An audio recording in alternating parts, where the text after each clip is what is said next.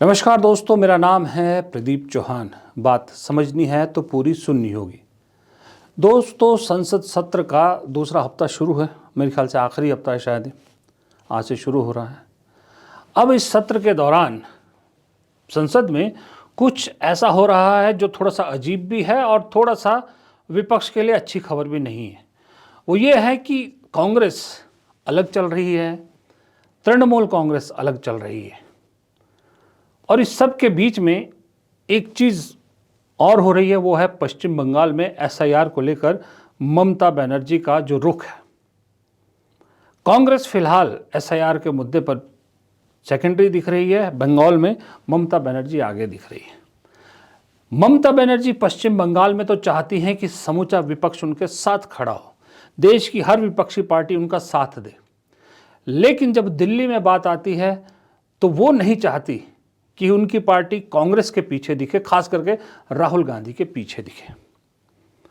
अब ये समझना थोड़ा सा मुश्किल है कि आखिरकार ममता बनर्जी का मर्ज क्या है। ममता बनर्जी किस बीमारी से जूझ रही हैं जिसका उन्हें इलाज नहीं मिल रहा। या तो आप हैं विपक्ष में, इंडिया गठबंधन में, या नहीं है। अरविंद केजरीवाल की तरह साफ कर दीजिए। ममता बनर्जी इस नाव पे छोड़ना भी नहीं चाहती, लेकिन इस नाव पर दोनों पैर भी नहीं रखना चाहती। एक पैर इस नाव पर इंडिया गठबंधन के पैर पर है, एक पैर दूसरी नाव पर है। अब दो नाव की सवारी वाले का क्या होता है ये तो आपको मालूम ही है। अब दिक्कत ये है कि ममता बनर्जी ये भी जानती हैं कि पश्चिम बंगाल में बीजेपी उनका तख्ता पलट कर सकती है, उन्हें हरा सकती है, और अगर पश्चिम बंगाल हार गई तो ममता बनर्जी के हाथ में कुछ नहीं है। फिर उनके पास कोई और राज्य भी नहीं है। अरविंद केजरीवाल के पास कम से कम पंजाब तो था, वो वहाँ जाके बैठ गए। ममता के पास तो कुछ भी नहीं है, और वहाँ अपना गढ़ बचाने के लिए उन्हें कांग्रेस का साथ चाहिए। लेकिन इसकी कीमत वो इस तरह से नहीं चुकाना चाहती कि पूरे देश में ये दिखे कि टीएमसी कांग्रेस के पीछे चल रही है और राहुल गांधी को अपना नेता मान लिया है।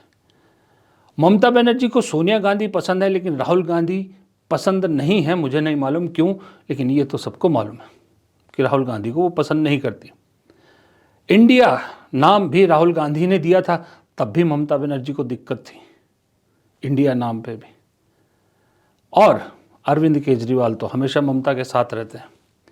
अब ममता को ये डिसाइड करना बेहद ज़रूरी है कि वो आखिर किस नाव की सवारी करना चाहती है, क्योंकि आज जो बीजेपी केंद्र में रहकर उनके लिए फांस बन गई है, उसकी जिम्मेदार भी काफ़ी हद तक ममता बनर्जी ही हैं।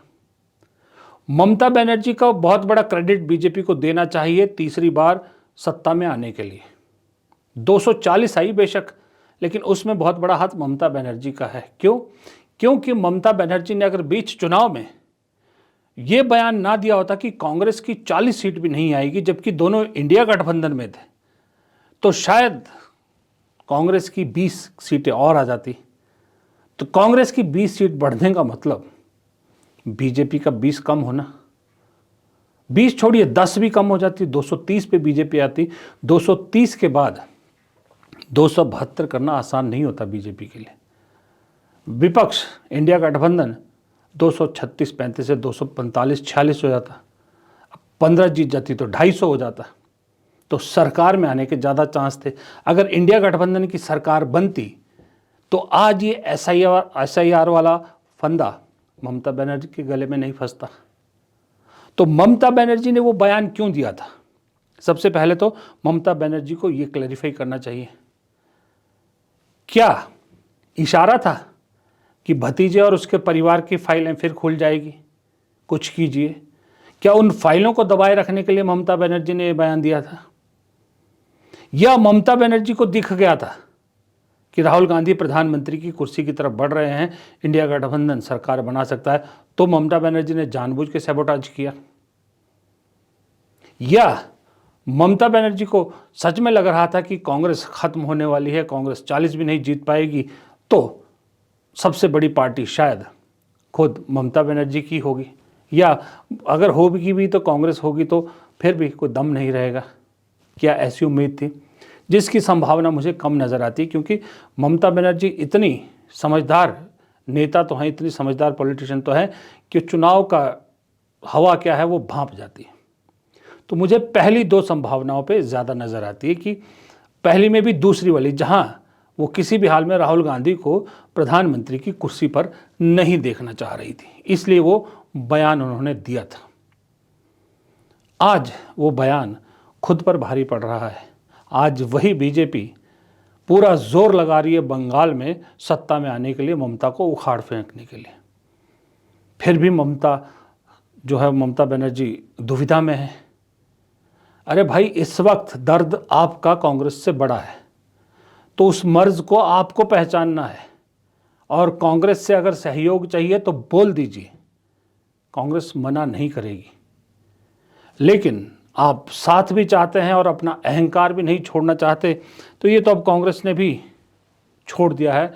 सूत्र कह ही रहे हैं कि कांग्रेस ने भी अब एकला चलो पे ज़्यादा फोकस करना शुरू कर दिया है और जितने इस तरह के साथी हैं उन्हें धीरे धीरे किनारे करने पर कांग्रेस विचार कर ही रही है। तो ये इस शीतकालीन सत्र के इस हफ्ते में चीज़ें काफ़ी क्लियर हो जाएंगी, क्योंकि इसके बाद तो अब सीधा मेरे ख्याल से हो सकता है पश्चिम बंगाल के चुनाव के बाद ही सत्र हो, या बीच में होगा भी तो पश्चिम बंगाल के चुनाव का ऐलान हो चुका होगा, तब कुछ करने के लिए ज़्यादा बचेगा नहीं। फिलहाल इस वीडियो में इतना ही। प्रदीप चौहान को दीजिए इजाज़त। नमस्कार।